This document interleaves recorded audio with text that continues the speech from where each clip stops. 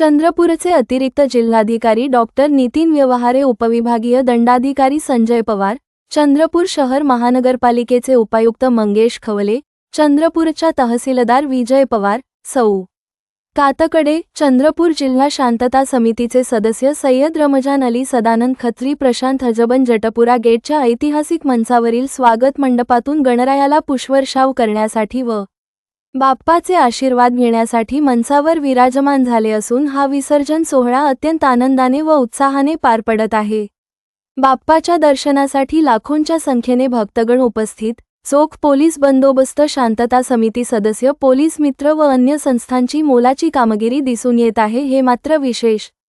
चंद्रपूरचे अतिरिक्त जिल्हाधिकारी डॉक्टर नितीन व्यवहारे, उपविभागीय दंडाधिकारी संजय पवार, चंद्रपूर शहर महानगरपालिकेचे उपायुक्त मंगेश खवले, चंद्रपूरच्या तहसीलदार विजय पवार, सौ.